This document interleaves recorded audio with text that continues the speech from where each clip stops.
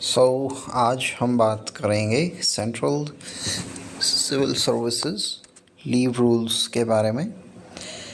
CCS leave rules 1972 ये marathon होगी और एक ही वीडियो में हम सुपर फास्ट तरीके से लीव रूल्स को कवर करेंगे। Let's move on.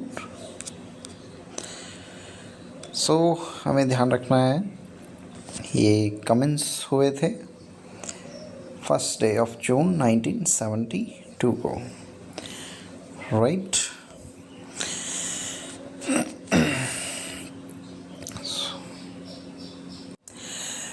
फिर हम नेक्स्ट मूव करते हैं चैप्टर 2 पे। इसमें राइट टू लीव लिखा हुआ है कि जो लीव है it can not be claimed as of right, यानी कॉम्पिटेंट अथॉरिटी डिसाइड करेगी कि लीव देनी है या नहीं। राइट नहीं है ये एम्प्लॉय का। एक और इम्पॉर्टेंट चीज़ यहाँ ध्यान रखनी है कि जो लीव है उसको रिफ्यूज़ और रिवोक तो किया जा सकता है बाय कॉम्पिटेंट अथॉरिटी, बट जो कॉम्पिटेंट अथॉरिटी है वो लीव को ऑल्टर नहीं कर सकती। Shall not be open to that authority to alter the kind of leave, right. यानी किसी ने सीएल मांगी है तो कॉम्पिटेंट अथॉरिटी उसको ईएल में कन्वर्ट नहीं कर सकती है या वाइस वर्सा। ये हमें ध्यान रखना है। फिर नेक्स्ट है कि कोई अगर गवर्नमेंट एम्प्लॉई डिसमिस कर दिया जाता है तो उसकी जो लीव्स हैं वो हो जाएंगी लैप्स।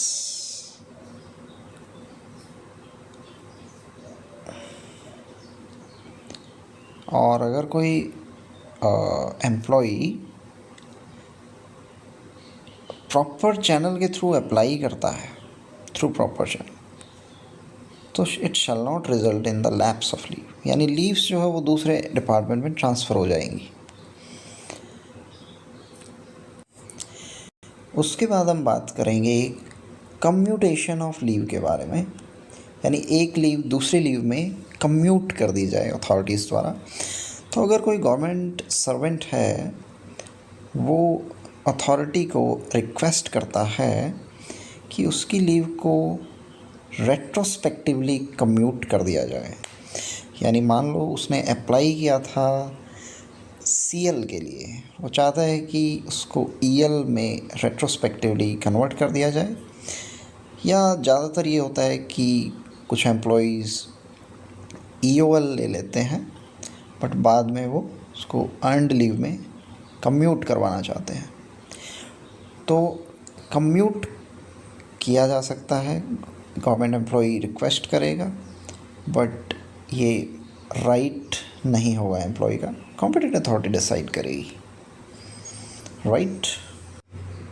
और 30 डेज़ में के अंदर गवर्नमेंट एम्प्लॉय को रिक्वेस्ट करनी पड़ेगी। फिर हम बात करते हैं कॉम्बिनेशन ऑफ लीव्स के बारे में।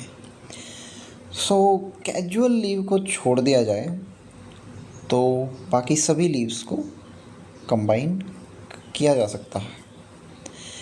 Any kind of leave may be granted in combination, right.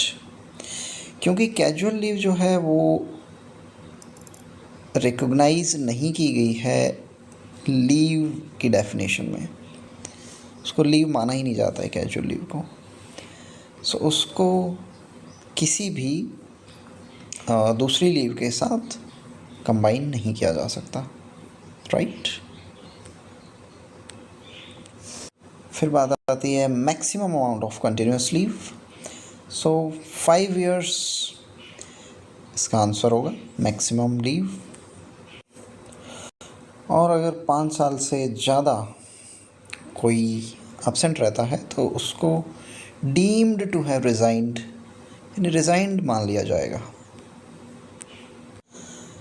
Next हम बात करते हैं कौन अप्लाई कर सकता है, राइट।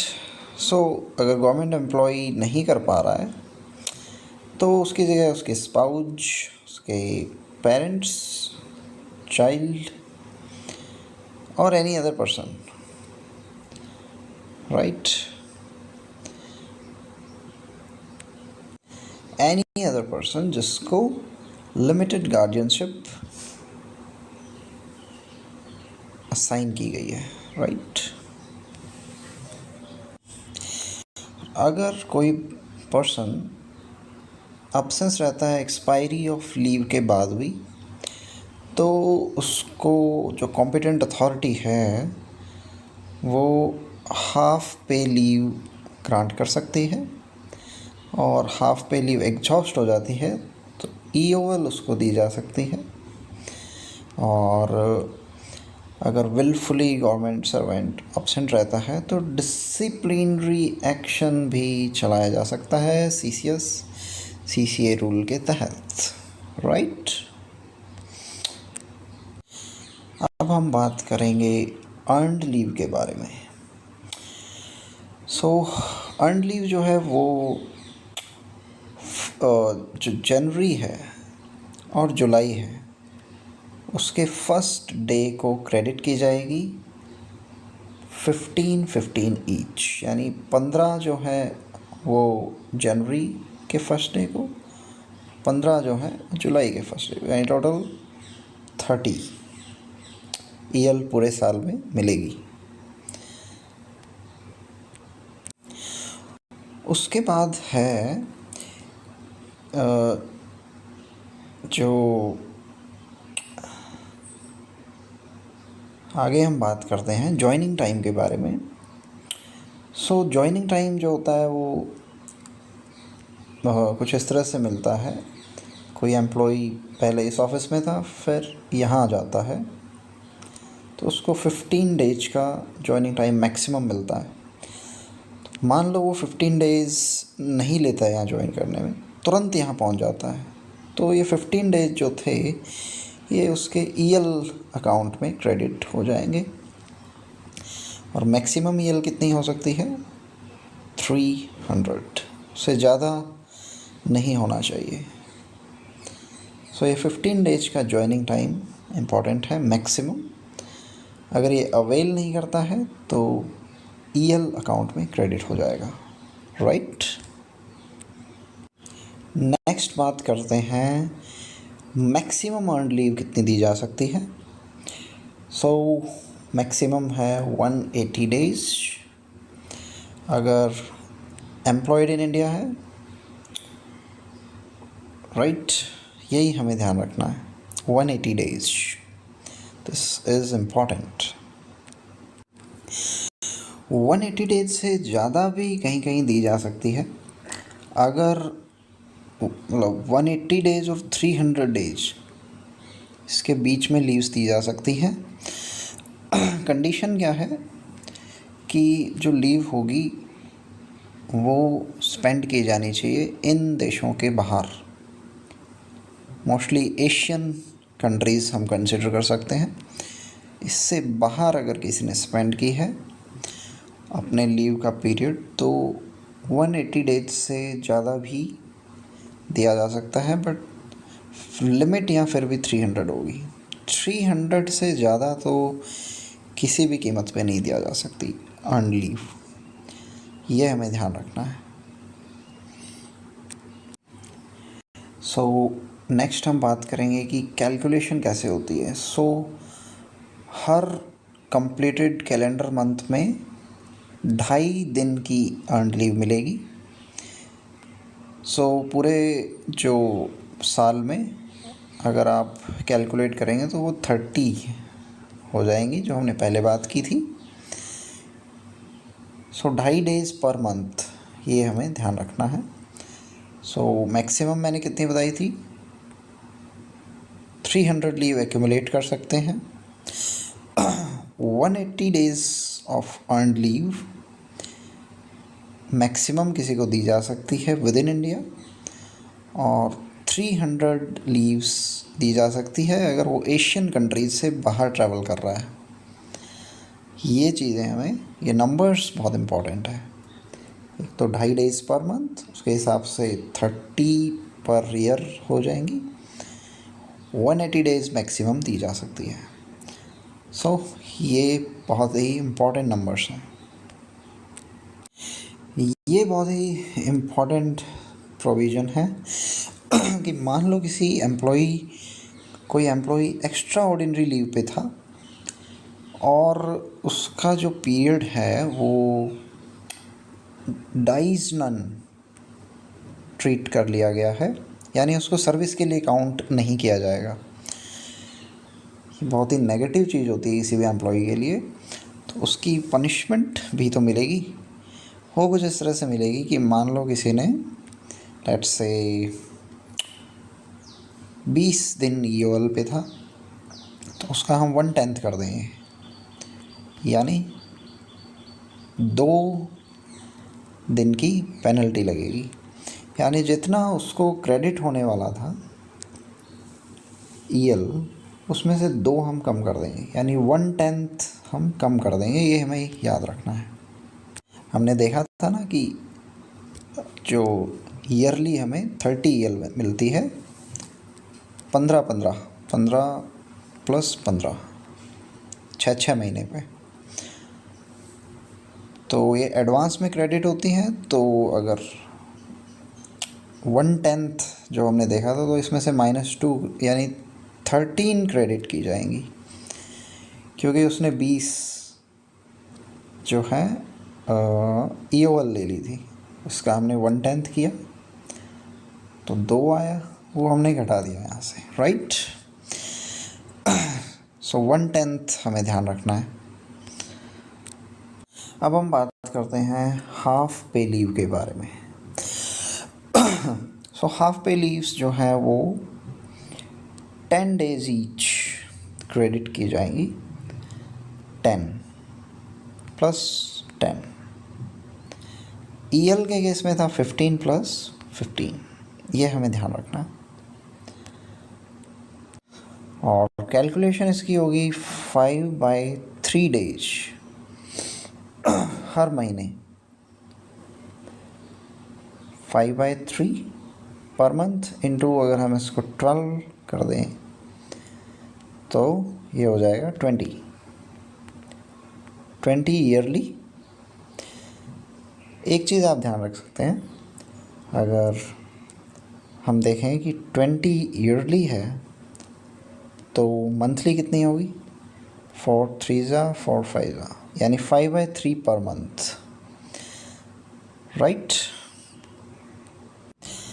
सो अगर किसी एम्प्लॉई को का जो पीरियड ऑफ एब्सेंस है उसको डाइज नन डिक्लेयर किया जाता है, तो पेनल्टी कितनी लगेगी, यहाँ पे है 1/18 of the period of dies non. EL के केस में वो था 1/10, यहाँ पे है 1/18। यानी किसी का मान लो 18 दिन का पीरियड डाइज नन होता है, तो इसका 1/18 यानी कि 1, एक हाफ पे लीव उसको कम क्रेडिट की जाएगी। यानी कि जहाँ उसको 10 HPL क्रेडिट होनी थी, उसमें से 1 कम कर दी जाएगी। ये 1 कहाँ से आया, मान लो उसका 18 डेज़ का डाइज नन था, उसका 1/18 करेंगे, यहाँ से ये 1 आया। सो उसको 10 की जगह कितनी क्रेडिट की जाएगी, 9 HPL पहले हाफ मंथ में। ओके, फिर से देख लेते हैं। ईएल की हम बात करें तो वो क्रेडिट की जाती है 15 + 15 HPL, वो होती हैं 10 + 10। जो पेनल्टी लगती है वो होती है इसके केस में 1/10, इसके केस में 1/18, राइट। HPL की एक ख़ास बात और है कि ये सिर्फ मेडिकल सर्टिफिकेट के बेसिस पे ही ग्रांट की जाएगी। ईएल जो होती है वो किसी भी पर्पज़ के लिए की जा सकती है, बट एचपीएल जो है वो सिर्फ मेडिकल सर्टिफिकेट दिखाने पर ही दी जाएगी। एक चीज़ यहाँ और भी ख़ास बात है एचपीएल की, एचपीएल को हम कम्यूट भी कर सकते हैं अगर मेडिकल सर्टिफिकेट दिया जाए। यानी 2 एचपीएल को कम्यूट करके एक लीव हम बना सकते हैं अगर मेडिकल सर्टिफिकेट प्रेजेंट किया जाए। अगर मेडिकल सर्टिफिकेट नहीं है तो आपको एक एचपीएल मिलेगी जिसमें हाफ सैलरी आपको मिलेगी, जो कि अपने आप में एक लॉस है। बट मेडिकल सर्टिफिकेट अगर है तो आप 2 एचपीएल को कम्यूट करा के एक फुल पे लीव ले सकते हैं, राइट। जो मैंने बताया वो यहाँ पर आप देख सकते हैं, राइट। और अगर कोई गवर्नमेंट सर्वेंट जो है वो रिटर्न नहीं करता है ड्यूटी पे, तो क्या होगा? तो जो हमने उसको कमिटेड लीव ग्रांट की थी उसमें से माइनस हम कर देंगे एचपीएल, यानी उसकी जो कमिटेड लीव थी उसको कैंसिल कर दिया जाएगा और हाफ पे लीव में कन्वर्ट कर दिया जाएगा, और बाकी का जो पैसा है उसकी रिकवरी की जाएगी, राइट। क्योंकि वो ड्यूटी पर वापस रिटर्न नहीं किया तो हम उसकी लीव को कम्यूट नहीं करेंगे, रिकवरी करेंगे अब। नेक्स्ट इम्पॉर्टेंट कॉन्सेप्ट है लीव नॉट ड्यू। यानी किसी भी एम्प्लॉई के अकाउंट में अगर कोई लीव नहीं है और वो मेडिकल सर्टिफिकेट प्रेजेंट करता है तो उसको 360 डेज़ की लीव नॉट ड्यू दी जा सकती है, राइट। और अगर उसको ग्रांट कर दी गई है तो अथॉरिटी जो है वो सेटिस्फाई होनी चाहिए कि वो ड्यूटी पे वापस आएगा। एक क्वेश्चन यहाँ आ सकता है कि ये जो लीव नॉट ड्यू है, अगर कोई लीव ड्यू ही नहीं है तो उसको क्यों दी जा रही है? इसको इसलिए दिया जाता है क्योंकि प्रॉस्पेक्ट्स है कि फ्यूचर में वो हाफ पे लीव अर्न करेगा, उससे हम डेबिट कर लेंगे, राइट। सो ये एक तरह का प्रोविज़न है जिससे किसी भी व्यक्ति के पास, किसी भी एम्प्लॉई के पास कोई भी लीव ड्यू नहीं है तो वो अपनी आने वाली हाफ पे लीव जो है वो उसकी डिडक्ट कर ली जाएगी इन फ्यूचर जब भी वो अर्न करेगा। मान लो कोई व्यक्ति जो है वो पहले ही रिटायर हो जाए तो फिर रिकवरी की जाएगी, right. We would recover the leave salary. ये चीज़ आप यहाँ देख सकते हैं सी नंबर पॉइंट में कि जो उसका लीव नॉट ड्यू है उसको डेबिट किया जाएगा उसके हाफ पे लीव से जो वो सब्सिक्वेंटली अर्न करेगा, राइट।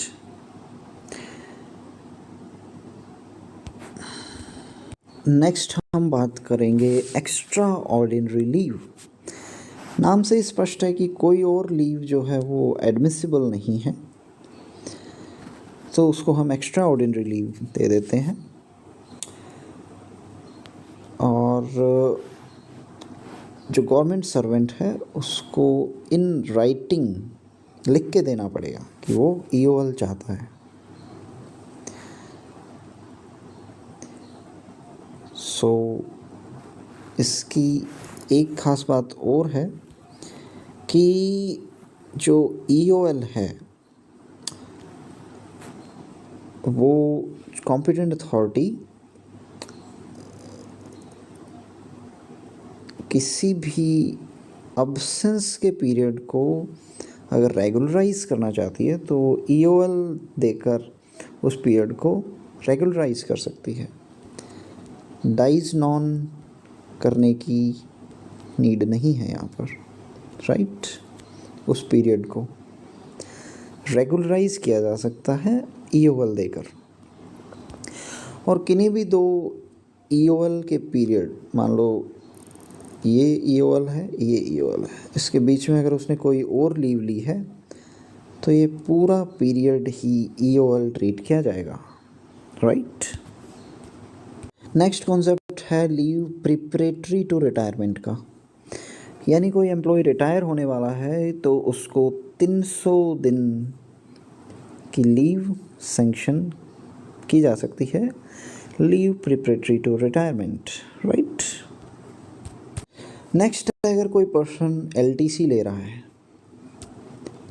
तो उसके साथ वो अपनी कितनी ईएल एनकैश कर सकता है, तो 10 दिन की लीव अप टू 10 डेज, इतने दिन की लीव वो एनकैश करवा सकता है। और पूरी सर्विस के दौरान वो कितनी लीव एनकैश करवा सकता है, total 60 days, not exceeding 60 days. यानी एम्प्लॉई अगर हम देखा जाए तो 300 ईएल तो वो रिटायरमेंट पे करवा सकता है, प्लस 60 एलटीसी की हो गई पूरी सर्विस में, तो देखा जाए तो 360 days total EL and cash हो सकती है मैक्सिमम। सो कैलकुलेट कैसे होगी, मान लो तो कैलकुलेट ऐसे होगी कि जितनी भी उसकी बेसिक पे है प्लस डीए लग जाएगा, एचआरए हम इसमें काउंट नहीं करेंगे, अपॉन में 30, ये हमारा एक दिन की सैलरी हो गई, इनटू लेट्स से 10 दिन की वो ईएल एंड कैश कराना चाहता है, ये फॉर्मूला बनेगा। इसे हमें ध्यान रखना है, एचआरए इसमें इंक्लूडेड नहीं होगा। सो ये बात हुई हमारी ईएल एनकैशमेंट की। और कोई पर्सन अगर रिटायर हो जाता है तो हम देख सकते हैं कि उसकी ईएल और एचपीएल ये टोटल वो 300 डेज़ की एनकैश करवा सकता है। एक चीज़ और ध्यान रखनी है कि कम्यूटेशन जो है हाफ पे लीव का वो अलाउड नहीं है। मान लो रिटायरमेंट के समय किसी एम्प्लॉय के पास 270 अर्नड लीव है और मान लेते हैं यानी 30 का शॉर्टफॉल हो रहा है यहाँ पे, और मान लो उसके पास 60 एचपीएल भी पड़ी है, तो वो ये नहीं कह सकता है कि इन 60 हाफ पे को कम्यूट करके फुल 30 बना दो ये पॉसिबल नहीं होगा, राइट। सो ये चीज़ हम नहीं करेंगे, उसको हम 30 हाफ पे लीव ही देंगे, 30 एचपीएल ही देंगे। यानी देखा जाए तो ये 15 हो गया, 30 एचपीएल का मतलब 15 फुल पे। तो यहाँ उसके थोड़ा सा लॉस हो रहा है, एक तरह से देखा जाए तो 15 दिन का लॉस हो रहा है उसको। So commutation is not allowed.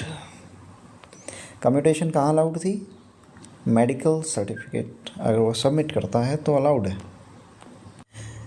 ये पैरा कह रहा है, थर्ड पैरा, कि अगर किसी के अगेंस्ट डिसिप्लिनरी प्रोसीडिंग या क्रिमिनल प्रोसीडिंग पेंडिंग है तो कॉम्पिटेंट अथॉरिटी विद होल्ड कर सकती है अर्नड लीव एनकैशमेंट वाले पैसे को, राइट। और अथॉरिटी जो है वो सुओ मोटो क्रेडिट कर देगी जो भी पैसा है जैसे ही एम्प्लॉय रिटायर करता है। यानी एम्प्लॉय को कोई रिक्वेस्ट करने की नीड नहीं है।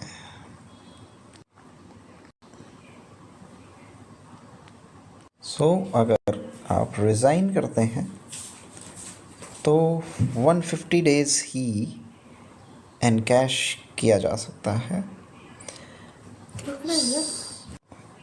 सो ये हमने देखा कि रेजिग्नेशन के समय सिर्फ 150 डेज़ ही एनकैश करवाया जा सकता है।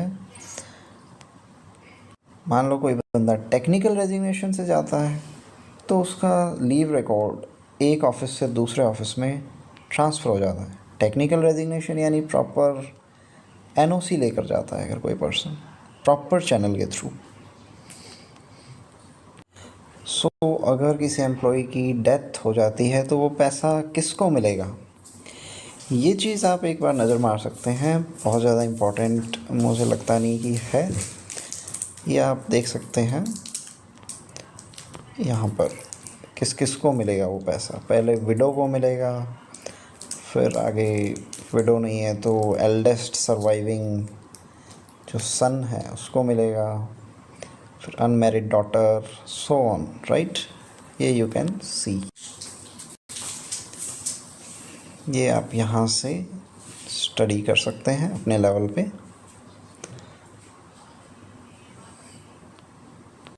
फिर बात आती है लीव सैलरी की, राइट। लीव सैलरी, सो अर्नड लीव जो होती है उस पीरियड में हमें लीव सैलरी मिलती है, यानी सैलरी हमारी नहीं रुकती है अगर आप अर्नड लीव पे हैं, इसीलिए उसको अर्नड लीव भी कहा जाता है। और हाफ पे लीव पे हमें जो है लीव सैलरी कितनी मिलती है, हाफ, राइट। और अगर कम्यूटेड लीव पे है, हमने देखा था ना कि जो लीव है हाफ पे लीव उसको कम्यूट भी करवाया जा सकता है, उसके दौरान हमें फुल पे मिलेगी। कम्यूट करवाया जा सकता है हाफ पे लीव को मेडिकल सर्टिफिकेट देकर। और अगर कोई एम्प्लॉई एक्स्ट्रा ऑर्डिनरी लीव पे है तो उसको कोई लीव सैलरी नहीं मिलेगी, ये हमें ध्यान रखना है। एक चीज़ बहुत इम्पोर्टेंट है यहाँ पे देखना कि अगर कोई पर्सन लेट्स से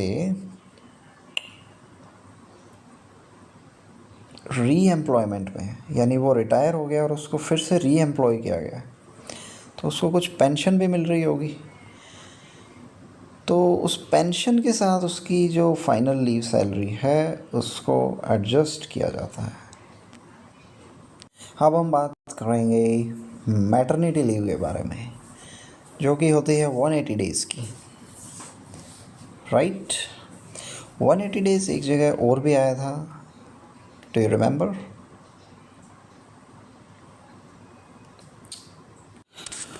और सिर्फ 2 सर्वाइविंग चिल्ड्रन तक ही दी जाएगी, यानी किसी मदर के अगर थर्ड चाइल्ड को अगर वो बर्थ देना चाहती है उस केस में उसको मैटरनिटी लीव नहीं दी जाएगी। और अगर किसी वुमेन का मिसकैरिज हो जाता है, अबॉर्शन हो जाता है, मिसकैरिज हो जाता है, तो उसको 45 डेज़ की मैटरनिटी लीव मिल सकती है, यानी 45 डेज़ और 180 डेज़, ये 2 नंबर्स बहुत इंपॉर्टेंट है। 180 डेज़ एक तरह से 6 मंथ्स हो गया, राइट।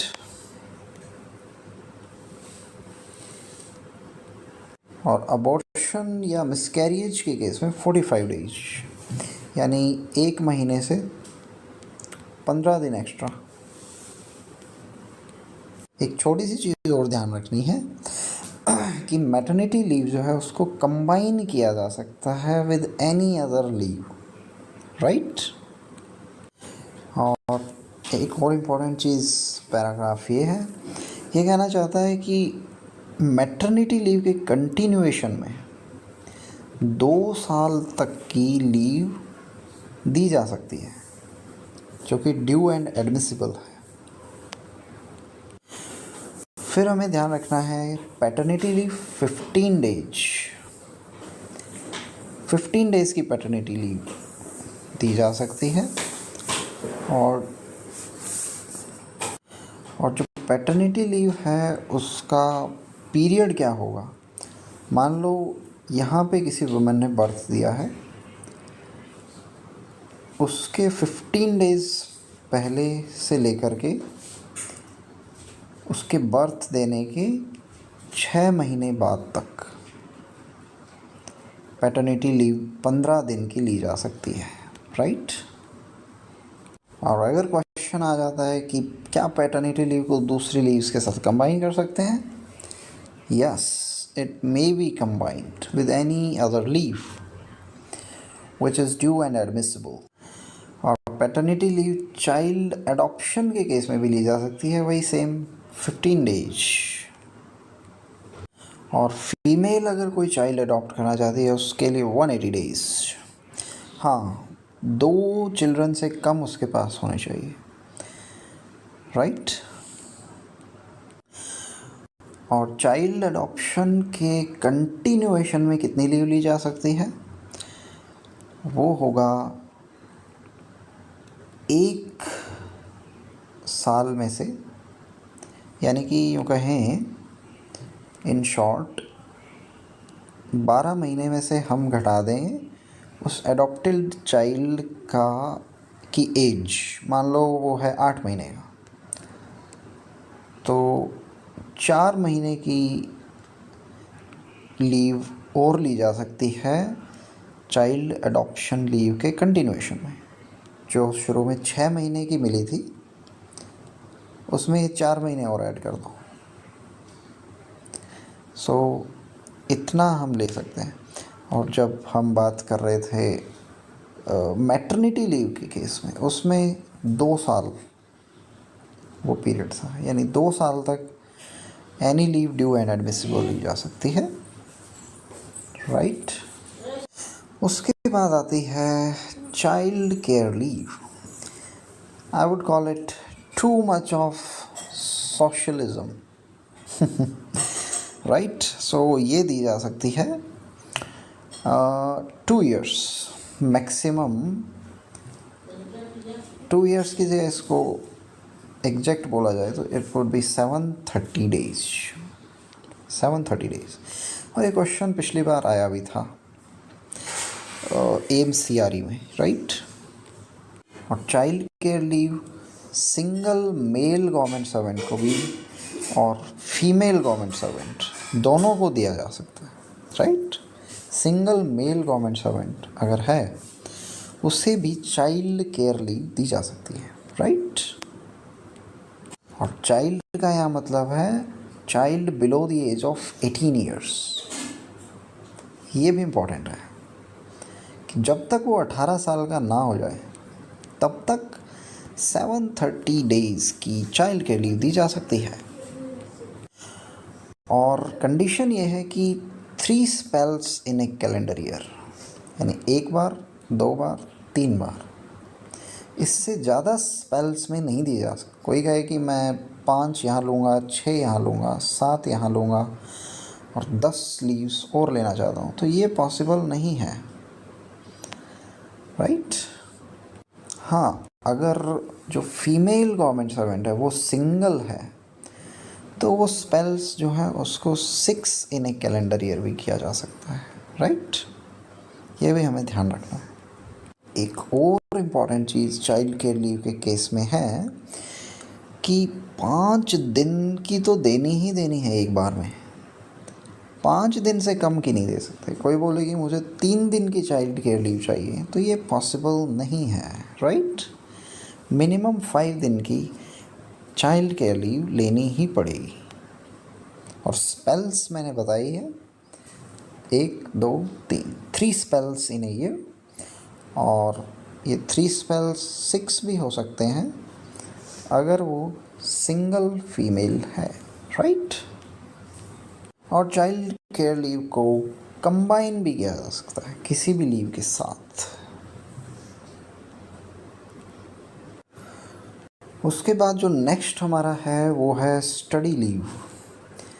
स्टडी लीव पे आप एक नज़र अपने लेवल पे मार सकते हैं। मैं इसको स्क्रॉल कर रहा हूँ, राइट। ये लास्ट टाइप ऑफ लीव है। सो आप इसको देख सकते हैं एक बार,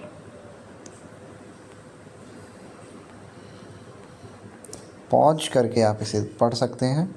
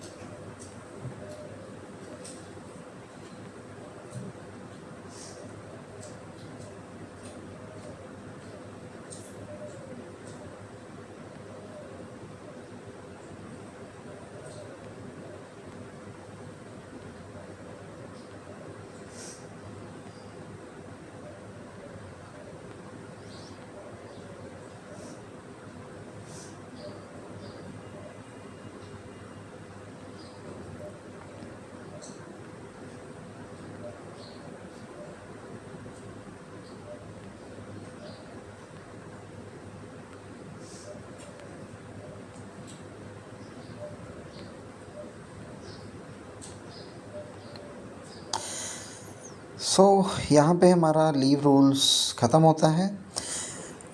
बहुत ही फास्ट तरीके से हमने कवर किया। स्टडी लीव को छोड़कर मैंने लगभग जो भी इम्पोर्टेंट है एम्स CRE के लिए मैंने कवर करवा दिया है।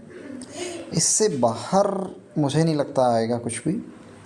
और हमारा फोकस जो है वो मेनली जो नंबर वाले क्वेश्चन है कि नंबर ऑफ डेज़, राइट। हमने बहुत सारे नंबर्स देखे हैं, आप उन्हें रिवाइज ज़रूर करें। जैसे बहुत सी जगह हमने देखा 300, 180 कुछ जगह था मैटरनिटी लीव के केस में, 15 पैटर्निटी लीव, राइट।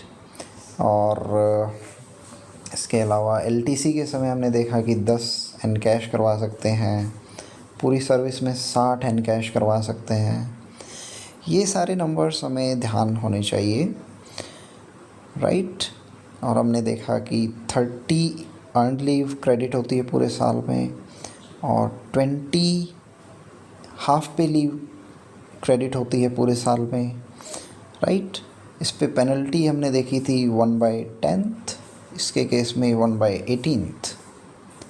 अगर पेनल्टी ये तब लगती है जब जो पीरियड है अब्सेंस का उसको डाइज नॉन ट्रीट कर लिया जाता है, ये भी हमें ध्यान रखना है। सो ये सब चीज़ें हैं जो कि बहुत इम्पोर्टेंट है, इन पे डायरेक्ट क्वेश्चंस आते हैं। सो इसी के साथ हम एंड करते हैं हमारे इस सेशन को। आई होप मैंने कम टाइम में बेस्ट रिवीजन करवाने का प्रयास किया है और I hope you would love it, right. Thank you.